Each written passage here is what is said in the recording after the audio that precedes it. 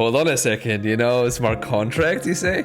For programmability, there are usually three camps these days. So you are either for programmability, or you are against programmability, or you are in David's camp, which is kind of neutral, I would say. What's necessary and important is to understand the overall general flow. Like, where are we going with this? Like, will it change everything, or will it just be a limited change that will help us going forward? Or will it basically crash all the characteristics that we like on XRPL? It was a very passionately, let's put it that way, very passionately held discussion so far about programmability, and it was like, it was interesting, but it definitely, in my opinion, did hit a lot of people out of nowhere, even though it was like already talked about for a long time. But it's good now it's out and about, and everybody is aware of it. Hey, and welcome to Krippenreiter TV, our weekly series on Monday, hosted by me, Krippenreiter, and my regular co-host Vet. A lot has happened last week, but programmability in particular is still the topic everyone is talking about all the time. Rightly so, as it probably represents the single biggest change the XRPL has ever seen. It's a true paradigm shift, with more questions than answers. Will the XRPL be able to hold onto its strength? Will it crash from the additional load? Or will it enhance the native features that we all already know and love? In the coming minutes, I will talk with Vet about exactly these topics to find answers. Nice to have you here, Vet. How was your week? Yeah, thanks. Great. I would say this week was a little bit quieter, and you can really feel that people are getting into the holiday mood. For sure. Yeah. But there was the yesterday, I think it ended, the Binance blockchain week. That was interesting. Brad was there. A few other folks from Ripple were there. But in general speaking, a lot of people from crypto in general were there. You could see like Solana, Ethereum, from all over the place. People came in to the to the event of the biggest exchange, essentially. Absolutely. And we heard Brad saying he was talking about a price prediction. Actually, I was a little bit sad because I thought this price prediction, especially like you said, 180,000, I think, for next year.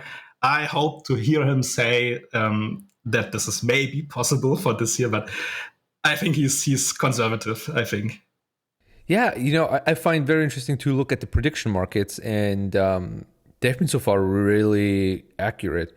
But they're also, of course, very dynamic. I remember the odds of Bitcoin going above 100,000 this year fell really hard a couple of days ago. Now it's rising again. So it's like you can get a good feel. Most of the time, like not always, but sometimes there is the year-end rally, and sometimes it's called Santa Claus rally.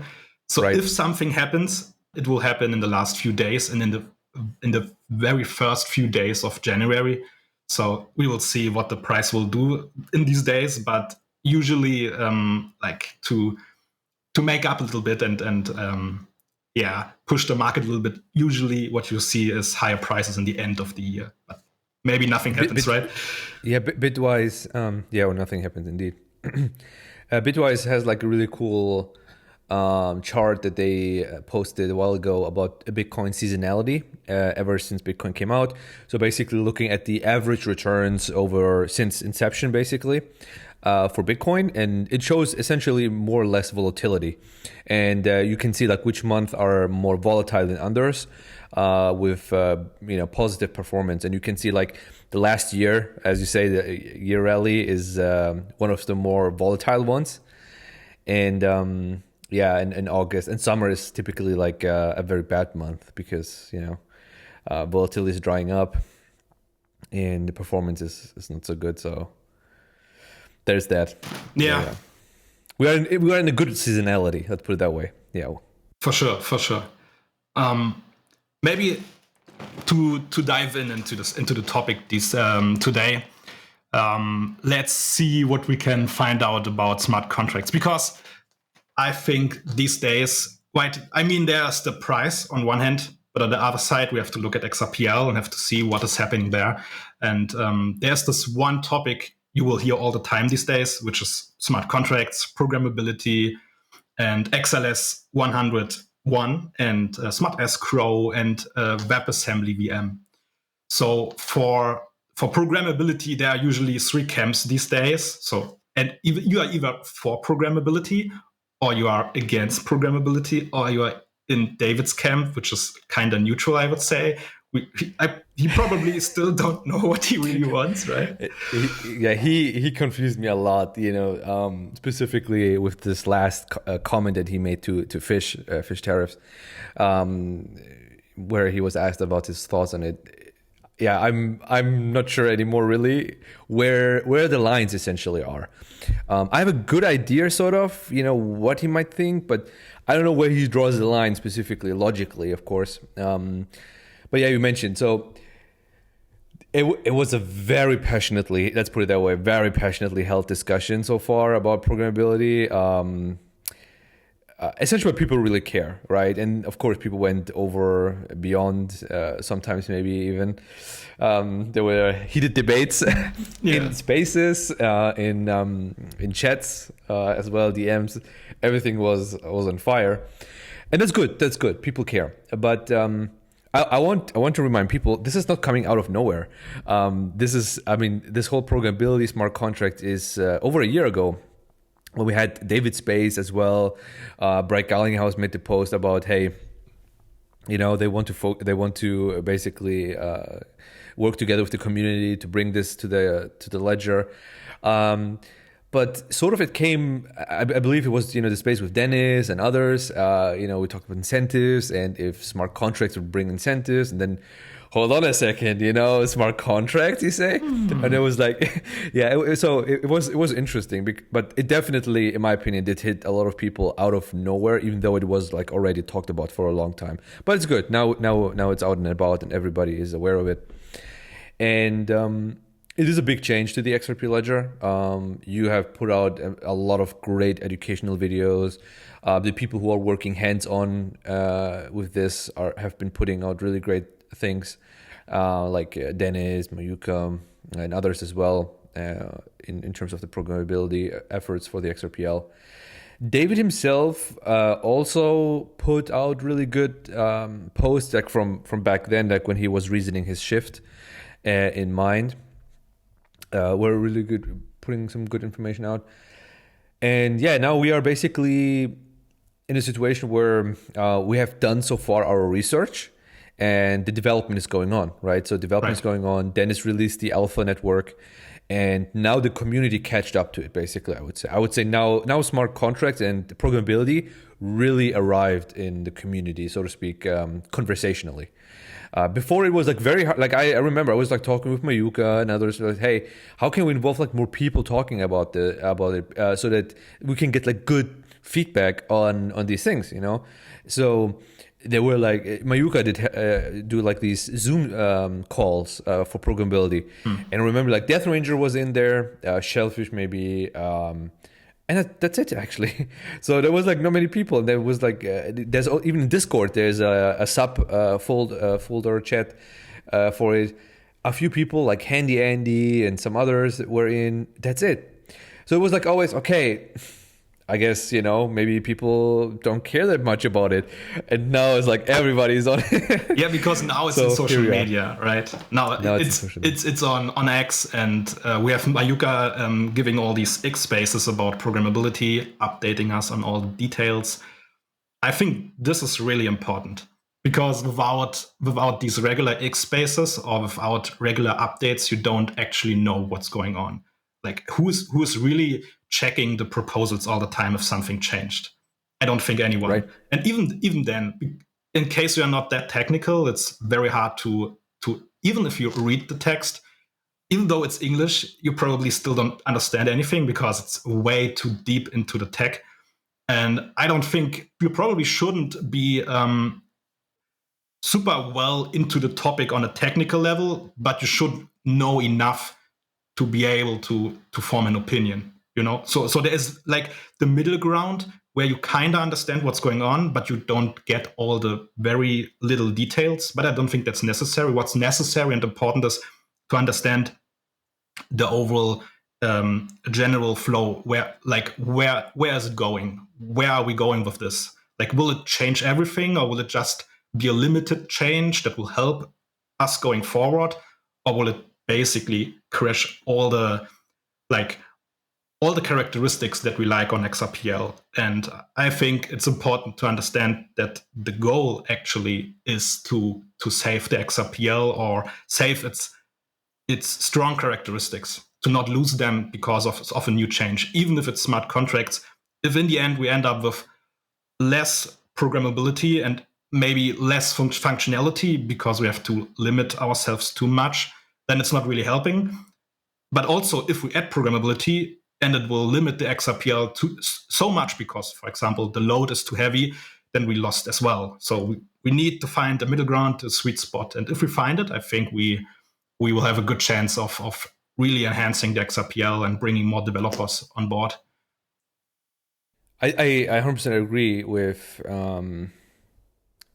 keeping, like, basically doing a good compromise. That's essentially it, right? Like you have something already established on the XRP Ledger. Now this new thing is coming here.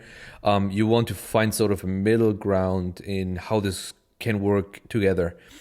And this debate is also not held on a technical level. This is very interesting. So someone who's purely developer, technical focused might find itself a little bit lost here as well.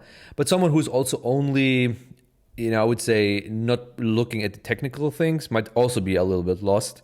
So there's an interesting overlap between just general community now, basically, being interested in it, and of course the people who are a little bit more technical in discussing exactly, hey, what is this? And what are we dealing with here? And I would say now that we have basically, I would say, the retail crowd as well in it, not only the builders and the people who are building projects, but also the retail crowd in it. There are some clear things that I would say, have been not done very well. For example, the naming, should have been, in my opinion, the smart contract naming is probably backfired hard in this, because because you have the retail crowd, right? They read smart contracts, automatically you're going to equate this with, oh, this is Ethereum or Solana. Now the XRP Ledger is becoming like Ethereum and Solana. I'm against this. No, this is like terrible. I don't want to be like Ethereum, Solana. I spent the last 5 years or how long I'm in the community bashing Solana and Ethereum. Now we are becoming like them, so to speak. That cannot be. And this was not strategically not good, but there is no blame. I mean, I guess you couldn't know really ahead of time that this is the case. But we were debating a lot on the labels. What is it actually, and what can it do? What is programmability? So the whole conversation so far, I want to say this, helped a lot to actually do the research. Right? Because people were asking, okay, what is this amendment? XLS 101, what is smart escrows, right? What is programmability? What is it not? People, cranked out, posts from back then from David as well, right?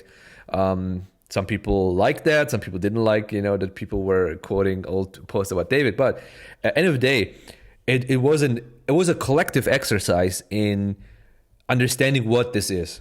And I think this is very, very good, because it was very hard to tell even people about this, and they are not necessarily self-motivated at that time. But no, they were. They were like, hey, okay, I want to know what this is, because they feel like this could be something dangerous, right, or something positive, or like they want to see what this is. So overall, so far, I would say that it's been a really good conversation. Started a bit rocky, but now we are getting, in my opinion, to the interesting parts. As you say, how does this fit into the overarching theme of the XRP Ledger, right? What is our identity essentially, right? What is fixed functions? Are we, basically is native function as features? Do we want to preserve this, right? Is this important to us? Does this really move the needle? Like, did we? And this is by the way, something that I believe in 2026 will be more, is like questioning the status quo, right? Questioning, hey, is this actually the right move? And we have seen this with IO, making like these posts, right? And David also about the staking and things like that. Just, hey, let's have a conversation. 2-layer consensus with incentives. let's talk about it, right? Basically, and see like if it's a good fit or not. I like that. I personally like that. I know for a lot of people that's difficult and they don't want to do that, but I think that is good. Wait, I think that is very healthy. You like the discussion, right? Not necessarily. I love the discussion. Right. Because that's the same for me. I not necessarily like the proposal or like the idea behind incentives or some other idea, but I like discussing it, because if I'm convinced that something is right and I'm discussing it, and in the end I find out that I'm right, there is nothing more powerful than being right on an idea that was able to withstand all the arguments and the heat on the discussion. Yeah, and plus, maybe people bring up actually good arguments for incentives to persuade me and convince me otherwise. Like I'm always happy to change my mind, right? As any intelligent human being should do, of course, to change your mind as circumstances change, and plus more information arrive and arguments. Just like David, when he said about programmability, he was against it, and then he reasons. He said, this was like very fascinating line that he made was like he wasn't convinced programmability on the XRP ledger is useful if we cannot compete with Ethereum and other chains in terms of the capacity of full smart contracts. But he figured out, like talking with Teku and Orchestra Finance back then, that it's not an all or nothing, right? You don't need to be the best smart contract chain for smart contracts or programmability to be useful. And this is a very powerful, because it means basically also if you have a little bit, it's useful. You don't need to be the best, because that was for him. It was like, hey, if we are not the best, is it really useful, right? And it was like, yeah, actually, maybe we don't need to be the best for it to be very useful, or can be very useful. So. And usually we end up with the situation that the primitives itself already are capable of solving, let's say, 80 or 90% of what the developer need. But whenever you get to the end and you find out that in your project you need the last bit, like 10% are missing, what you end up with is basically leaving the chain. You can't really do anything. You can do it off chain, but then it's centralized. You cannot really trust it. Or you go with a layer 2 solution, but these layer 2 solutions often also are pretty much centralized. So what does a developer usually do is they go to Ethereum and build their EVM contract there. Because it's a general purpose chain, it will for sure deliver on the promise, and it will be able to deliver whatever you plan on doing with your project. And on XRPL, since there's basically nothing, whenever you end up with needing something and the primitive is not able to deliver what you need, there's no plan B, basically. Exactly. And we have to understand also where we are coming from. Since 2020, we started introducing amendments, starting with the NFTs and things like that.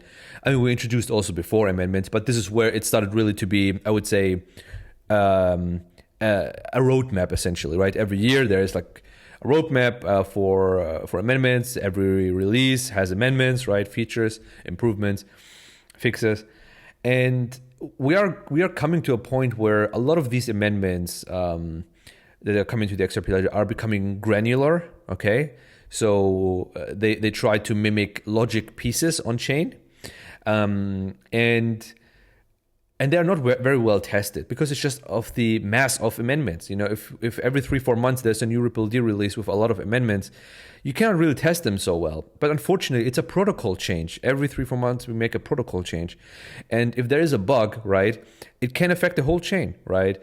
Or at least everyone who wants to utilize it. Think of the AMM, right? Everyone who wanted to use the AMM was affected, basically, the DEX. So. And this is not a good solution, right? Adding features so quickly to the XRP Ledger, and then still not have the flexibility that you need, because upgrading these are not easy, and you know this, right? You are an AMM and DeFi enthusiast. Have fun upgrading the AMM. It's not straightforward. Like there are so many little puzzle pieces. Like many people think adding concentrated liquidity is all that's needed, but then again, you have many different invariants. The fee itself is already a huge problem. Do we add dynamic fees, or do we add some other kind of mechanic that will maybe automatically change the fee? Right now we vote on the fee, and what we end up with is everyone voting for 1%, which is ridiculous.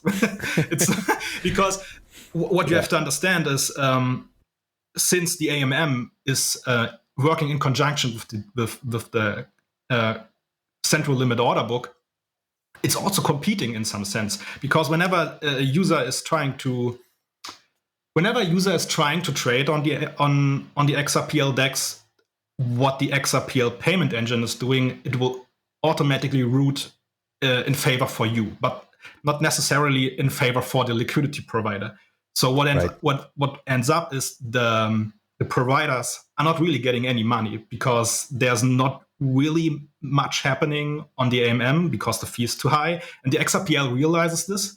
So what it does, it always tries to route the payment or the trade into the CLOP, into the order book DEX, and everything that's running through the order book DEX is not generating fees revenue, not protocol revenue, but AMM revenue, and this revenue is not going to the liquidity provider. So it's very hard to fight impermanent loss, because the fee is just too high, and because the fee is too high, nothing is really running through the AMM.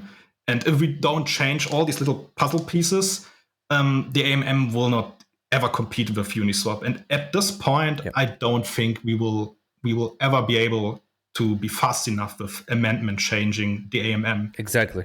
Because the moment we change something, Uniswap has already put out version 5, for example.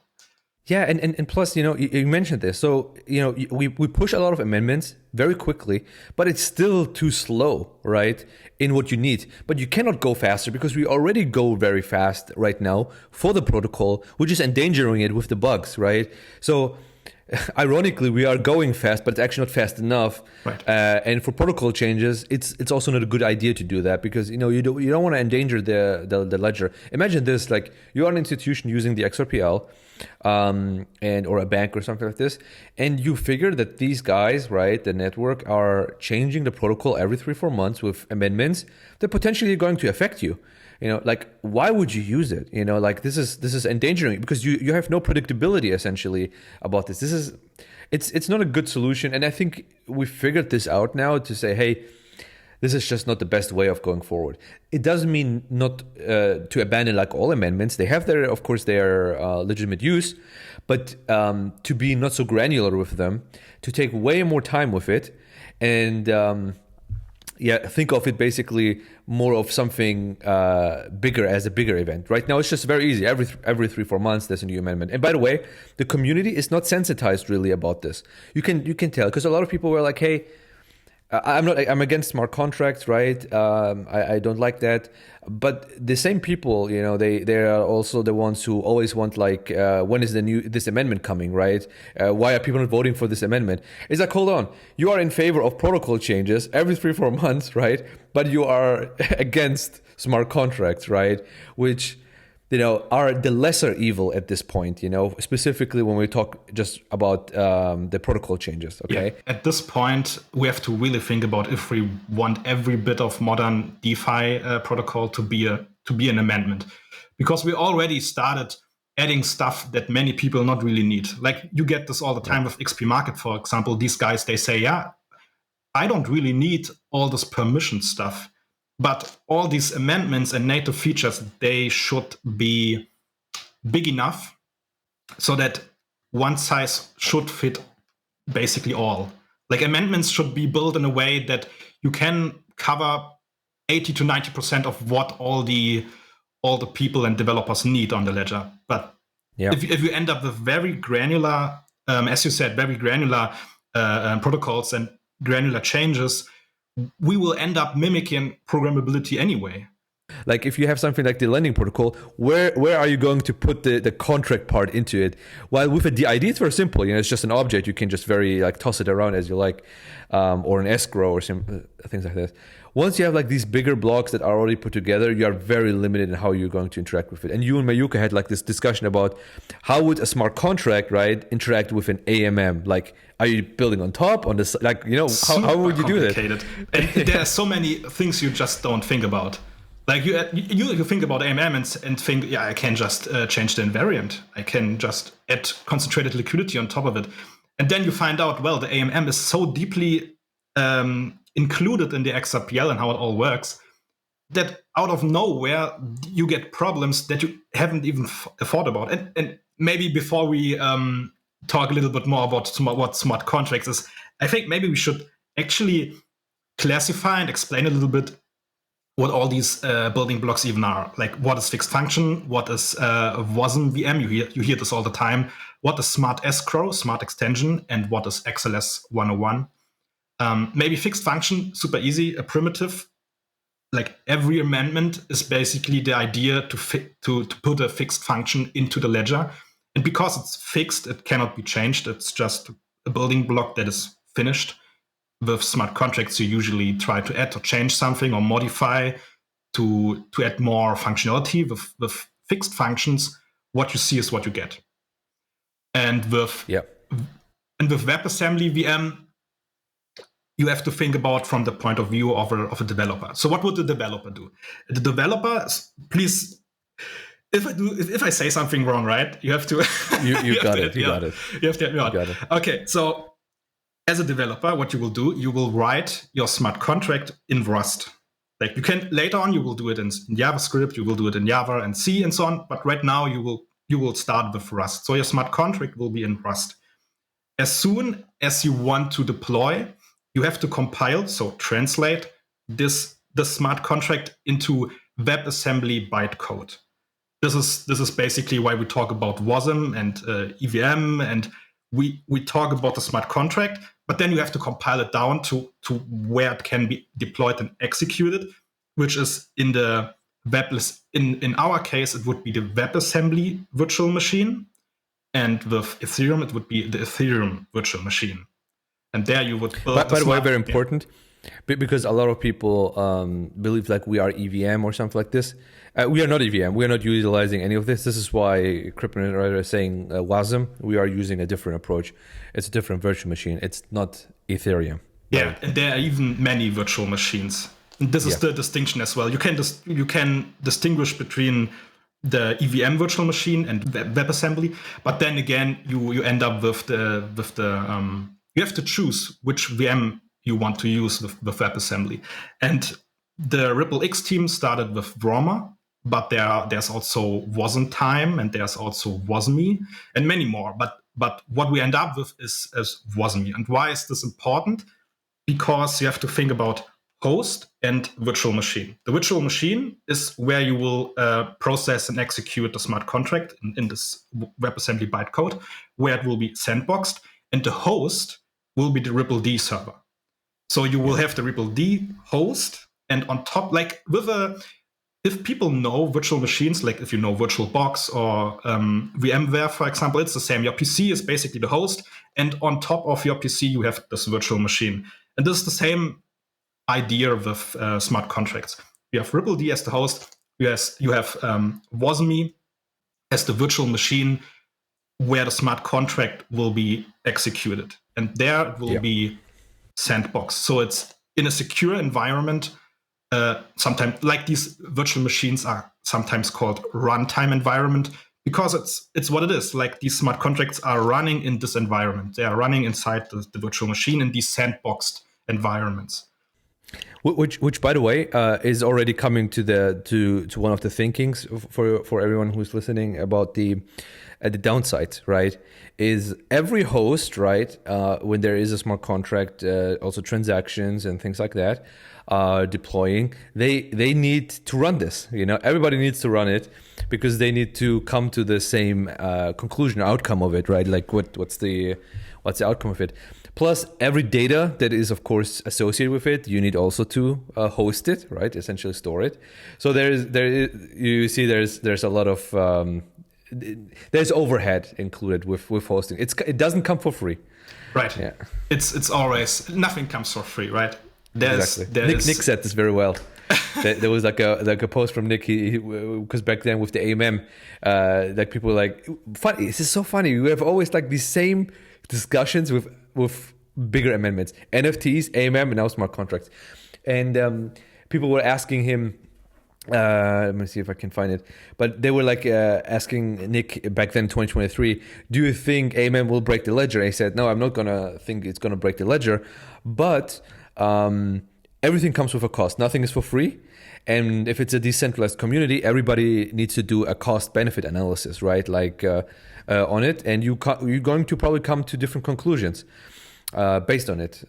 Yeah. If you are a smart contract user, you will be able to add more on the benefit side. If you are not a smart contract user, you're probably going to add like more on the cost side, because at the end of the day, we all share basically the same ledger. It's the same with NFTs, right?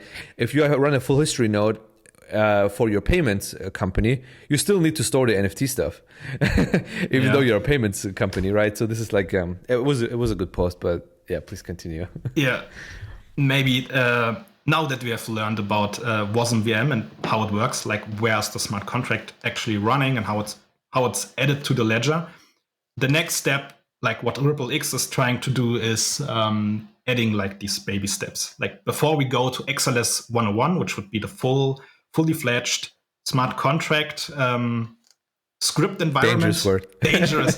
Very, very dangerous. No, it's not EVM, it's WebAssembly.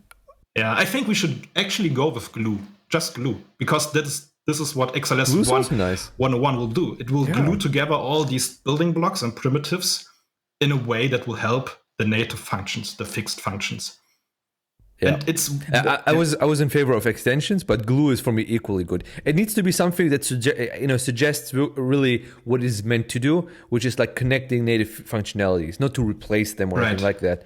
The problem with extensions is just that we already have smart extensions, and there is a difference between smart extensions and XLS 101. And let me share my screen. I'm wondering, by the way, on this, because Smart Escrow is a smart extension. Do you have a nice? Oh, you have a graphic for this, right? Yeah, perfect. Yeah, let's go with this one, smart extension, like Smart Escrow in this sense, because this will be the very first smart extension. You actually said last time that you don't think there will be more extensions added, but RippleX seems to be in favor of it. We will see. David, David seems to, based on the last post, man, we got to talk about that. But so smart escrows, maybe to touch on this. So the idea here is the following: we have the existing escrow functionality native on the XRPL, and the idea of smart extensions is to find a place in this native object where you can put this programmability in, like this customized WASM code, essentially, right? And for escrow, it's a very fitting use case. Is the finish function, right?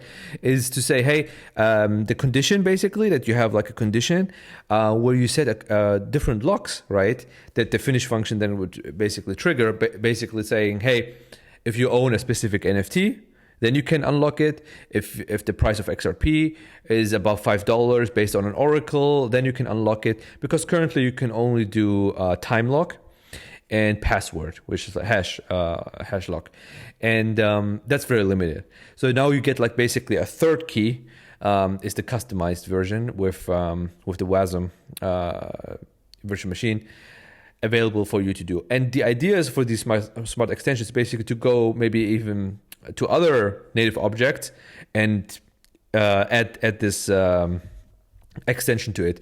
The big, not challenge, I would say, maybe a challenge, is to always figure out where you're going to put this extension in, right?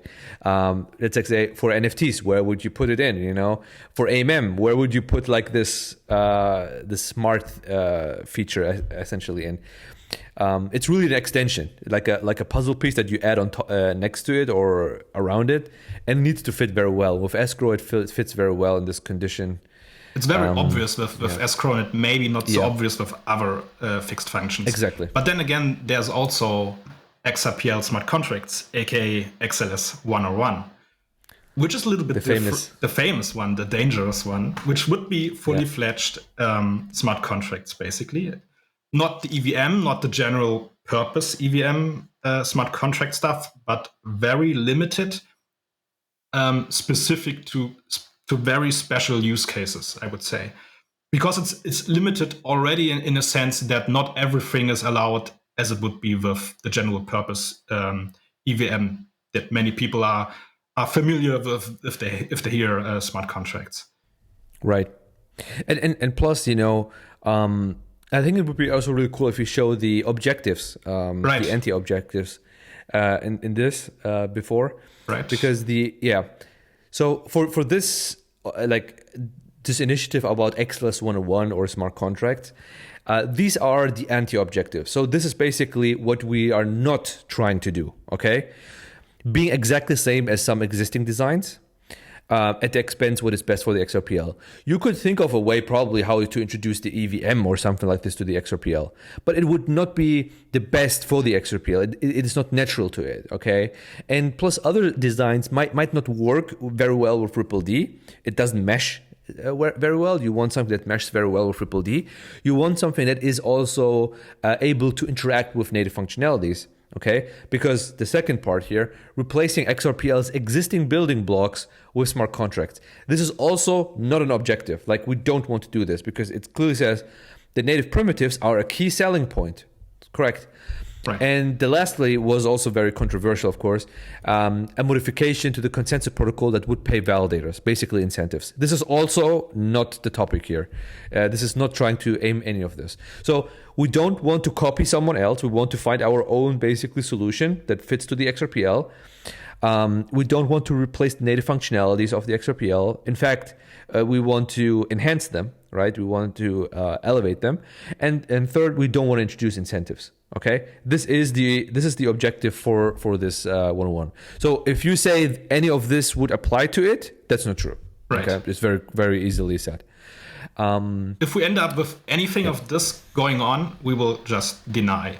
Exactly.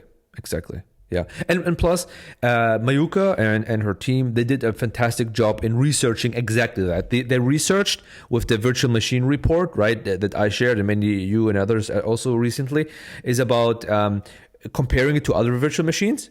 As you mentioned, there are multiple virtual machines: AVM, the Solana one, Soroban on Stellar, Move VM, right? So there's a multiple ways, multiple virtual machines, and we found our own basically that we want to do. And also how we implement this is also very different. For example, XLS 101. If you go to the other graphic, the description is aiming also to be interactive with the existing features. It is very efficient in the storage because it doesn't allow you to spam because you have to pay. Plus, you limit compute. Okay, so you cannot just spam as much as you want because it also limits compute. So it's very limited also in what it can execute and whatnot. There are many of these measures going on. Right, and many parameters are also UNL votable. So we have control in how much smart contract capability we really want to be going on the XRPL at any given time. And because we can control this via UNL, we already have. We also have a deadman switch. We can disable smart contracts altogether at some point and enable it again, because we can put the size to 0. Basically, if we find out that every smart contract I don't think it will ever happen, but just in case every smart contract gets hacked at the same time for whatever reason, there would be the possibility for the DUNL validators right now in the future, if XLS 101 is added, that the UNL could be voting on the size in a way to really disable smart contracts altogether, and we enable it later again if everything is changed and it's safe again. Correct. This is 101. So you see 101, and by the way, XLS 101 is more akin to, I would say, smart accounts. Because it's essentially that piece of code, that virtual machine that you can add on a pseudo account. A pseudo account is an account on the XRP Ledger that has no owner. It's owned by the ledger, right? AMMs are actually pseudo accounts, right? That was the first time it was debuted, essentially. AMMs are pseudo accounts, and it follows that path. Which is ironic, right? Because AMM is on a pseudo account, it should be a smart contract already, right? Yeah, right. So you get there is already we are already mimicking XLS 101 by forcing fixed functions onto the ledger that probably should be in smart contracts from the beginning. Exactly. You could have done it. Yeah, that's perfect. Very well said. It's exactly it uses the sudo account and forces fixed functions into it. You could just allow people to customize it, and then you have XLS 101 essentially. Yeah. Right.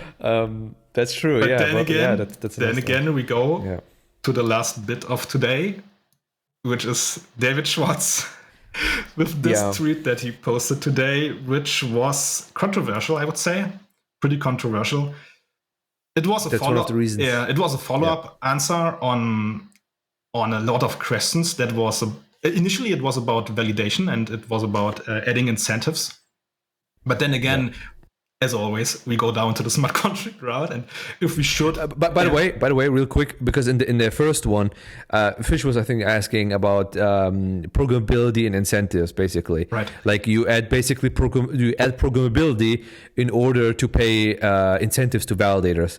But hey, we have just seen in the anti-objectives, this was never an objective anyway, right? So just FYI, this. Right. Yeah.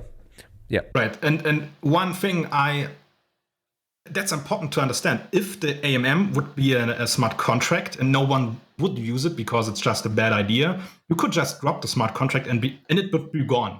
But now, because it's a fixed function, you have to work on excluding it. You have to propose another amendment to exclude a feature that shouldn't be a feature in the beginning. And I think that's the problem also with the lending protocol, right? Because it comes to the time where programmability is now on the rise, but lending protocol was worked on during a time where there was no smart contract or programmability in the future, basically seen, which is difficult. I personally, honestly, I would love, but this is a difficult ask for anyone who is involved in that, is to postpone the lending protocol and to see how it meshes with the AMM. Meshes with smart contracts. Like, are there some additional things to make it just easier to add? Like, basically the question would be, are the people who are developing the lending protocol, do they have also in mind how this would work together with smart contracts? Basically, or is it just not a thought? If it's like, we thought about it, and we think these are the points where it can connect very well, right? Maybe you can establish nice connectors.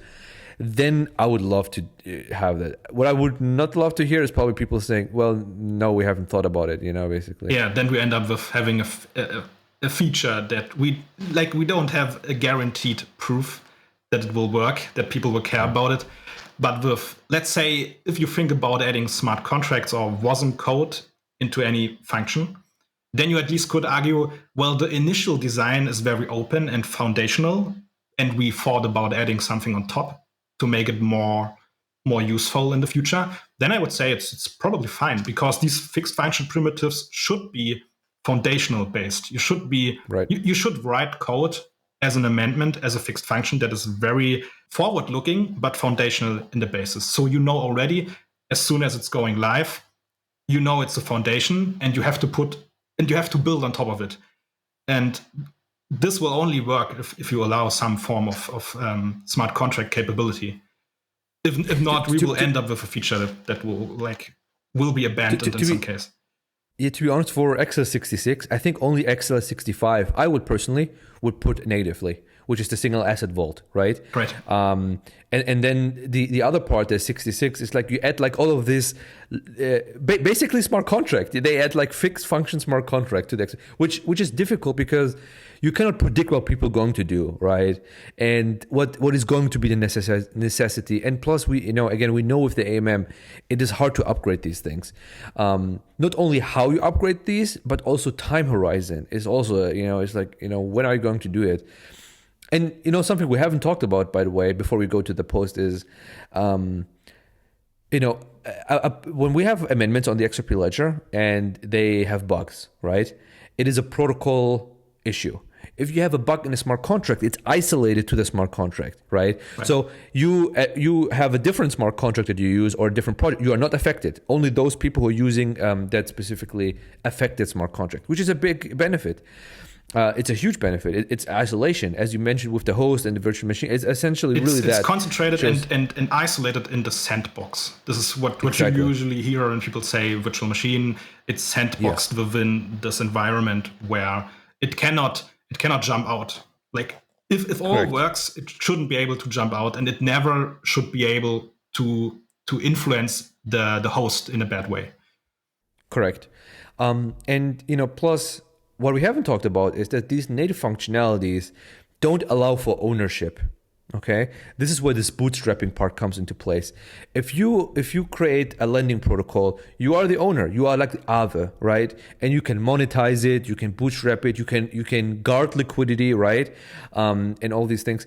With the native DEX or native function, you can't really, specifically with the native DEX and native AMM, because it's a public good, right? You cannot say how can I benefit from it because it's a public good, right? And while I love native functionalities in this, like I love the DEX, it's layer 1 DEX, everybody can use it. It's amazing. It has that difficulty that the only thing that people really can build on the XRP Ledger are front ends. They can literally only build front ends. They cannot build actual products on the ledger that they can sell and monetize to. Like something like Aave, is a very good example. It's built on top of Ethereum. There are many other protocols as well, but they are not sharing with their competitors. So when they do business development efforts, it pays off for them. And I have a really good example for it. It came to my mind. When Midas MXRP came to the XRP Ledger, was like bridged, with from the EVM sidechain. I believe Anodos, because they were like very much pushing it with XLR, worked a lot, very hard to get this to the XRPL. Fantastic, thanks to them to get this to the XRPL, because it's one of the bigger pools as well. But they were not rewarded for their business development effort, because once it's on the XRP Ledger, I can also trade on First Ledger. Right. I can trade it on directly on XP market as well, but Zaman, right? I don't need to use Anodos. Right, which is a shame, because they brought it to the XRPL. So actually, it would be fair to say, hey, you brought it to the XRPL. Why not bring it to your protocol first? Bring it to your but you can't, because there is no protocol. It's the layer 1. So it becomes difficult if you want to onboard people and liquidity, because your competitors have also access to it. So I have no incentives to bring like $10 million to the XRPL if my competitor is able to just grab it as well. And assets is the same thing. So everything has its pros and cons. And I believe the best thing is to have both, because they would be complementary to each other. So something like smart contracts and layer 1 features like the DEX are actually a super powerful functionality. Something that other chains, don't really have like us. So I think we would be very much differentiated in that aspect as well, where you have like native functionalities and programmable ones who are very complementary to each other, okay? Because you see this with Ethereum. Ethereum, they're also looking into more enshrined things for the chain, but they do everything with contracts, and we do everything with native functionalities. And I think the sweet spot is something in the middle, right? Right. For this, we haven't, because this is a big one in my opinion. It's a really, really big one. Think of Evernorth coming with the 1 billion into. Where will they Evernorth 1 billion XRP, right, or dollars? Where are they going to really be able to bootstrap the XRP Ledger? Like I know already, by the way. So they're going to probably use the AMM, right? They may be going to do some liquidity, put some liquidity in RLUSD XRP, maybe, something like this. But then it's pretty thin, and I believe, and I think, unfortunately, they will probably use funds to bridge over to other chains to do DeFi. Right. They're probably going to use Flare and so on, or EVM sidechain. And I have nothing against the Flare or EVM. Like, it's fantastic that they offer this to the XRPL. For me, it's just a little bit sad that for us as a chain that pioneered the DEX, right? Our answer to DeFi is you have to go somewhere else. you have to. Yeah. On XRPL, I think the only way to do it professionally, to add revenue or to earn revenue, is basically bot trading, some kind of market making, arbitrage bot trading, which is no smart contract based solution, which is also no fixed function solution, which is something you have to build as a developer. So you cannot really provide liquidity in an easy way and earn any kind of revenue or earn any kind of yield in a way how it should be in modern DeFi. And I think this is really sad, because you can trade, like the XRPL in some sense is hyper focused on people actually using and trading on the XRPL DEX, but it's not so focused on people building on it. Like there's no revenue, there's nothing really you get if you provide liquidity. Like it's really disincentivized for people providing liquidity and very incentivized, naturally incentivized for people using and trading on the DEX. And I think we have to like find a sweet spot that right now it's too focused on actually using it, but not providing anything for people to use it. You know, it's a weird situation. I see where it comes. Yeah, we are too fixed. We are too fixed functioned essentially. Right. It's too rigid. You know, we need to be more flexible and dynamic, and I hope we challenge this a lot more in 2026, right? Because for specifically for us, we already love the XRP Ledger. We love the DEX. We love the native functionalities. Nobody needs to sell us this functionality, right? Like nobody needs to tell me, hey, native functions are actually very nice, Vet. I know, okay? You know, and other people know as well. Everyone knows it. But everybody knows who is on the XRPL. You know, it's one of the points. So we are already sold to this to these things. What we have now to do basically is to question, to steelman opposite arguments and say, okay, I'm already sold to the idea. Now I want to hear the downsides. What are the downsides actually of native functionality? What is the downside of a layer 1 DEX, right? We never talk much about it, but we see it, as you say. You know, the building on top of it is difficult. So this I would say idea that we should not do it, right? Like basically not question these things doesn't sit well with me, because we need to do that. You know, we need to do that.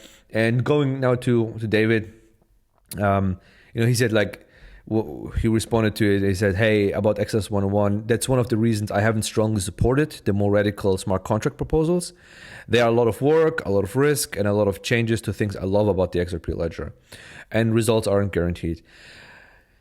I would agree that it is radical. That's a very, very big change. You know, of course, it's a very big change to the XRP. It's probably one of the biggest changes, right? It's something that hasn't been. But is it really radical? I think it's not really radical. Yeah, that's subjective. You know, adding EVM, for example, would be radical, and I would be strongly against. I was always strongly against EVM on the XRPL. Turns out that's not possible anyway. But I think turning the XRPL to a general purpose ledger would be the biggest mistake we can do, because the general purpose ledger that is winning, we already know exists, which is Ethereum. Like there are so many Ethereum killers out there right now, and no one is really killing Ethereum. Right. So why should we try? Why should we turn the XRPL, which is great for payments, which has all these brilliant and beautiful primitives, why should we turn it into a general purpose blockchain? I don't think that's the right approach. And this would be radical. But I think adding the WebAssembly VM WASM and using WebAssembly and not EVM is already like the right approach. And then on top of it, we have all these parameters that we can vote on the UNL. And then we have already like the limitations that it behaves like glue and less like a general purpose approach. And it's already like a great approach. And all these disadvantages that David Schwartz has in his mind, probably we all have in our mind. All these points are already questioned and part of the evaluation if we should go with XLS 101 or not. And only if all these disadvantages are not a matter, or at least not as much as we think they are, only then should we allow XLS 101 to go on chain. And only then will it be successful, I would say. Yeah. I think he likes the decentralized decision, no matter the outcome. Yeah. If it's decentralized and the decentralized ecosystem agrees on something, I think he's generally in agreement as well. Yep. Even though maybe on the details he's not, but he's in favor or in support of the decentralized decision that will happen at some point when we think about enacting XLS 101 or not. I want to say thank you, Vet, for this amazing interview, because it was, as always, absolutely amazing. We had so much to talk about. 100%. We talked about smart contracts. We talked about the WASM VM. We talked about XLS 101. And at the end, we talked about David. And I hope at some point we will be able to invite him to the show to really ask him directly, because I think talking about his opinions without asking him directly is not the way to go. we need this direct opinion on stuff.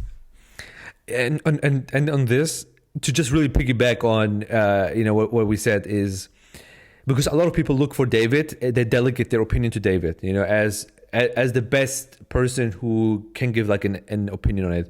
But the danger with this is, of course, in this aspect here, as we discussed, is that it's unfair. Really, now that I'm thinking, it's actually really powerful. We cannot expect that all the things that we want on the XRP Ledger would need approval from David, right? And he doesn't want to give it because he's maybe not really in favor of it, right? Not maybe in this aspect, because he says it's not strongly supportive. So he's somewhat supportive, I guess. But maybe in the future, we're going to have an amendment where he says, I'm absolutely against it. And that's totally fine, right? He should be able to say that. But that doesn't mean that the community should not follow it on this aspect. So don't expect only things that David would, I guess, give a thumbs up to it, come to the XRPL. It's unfair expectation. Yeah, that's what I would say. And thanks very much for this conversation. It was fantastic. It's a huge topic and it is not over. It is by far not over. By far not over. Yeah, so there will be a lot of conversations on it. And yeah, maybe one day we will have David to chat with him about this. Maybe we're going to ask him actually what he is doing in his free time now. That's maybe also a good I will do it for sure. Yeah, guys, if you liked what you see, follow us on X, subscribe to the channel, like the video. I hope you learned something new today, and until next time, bye bye. Bye bye.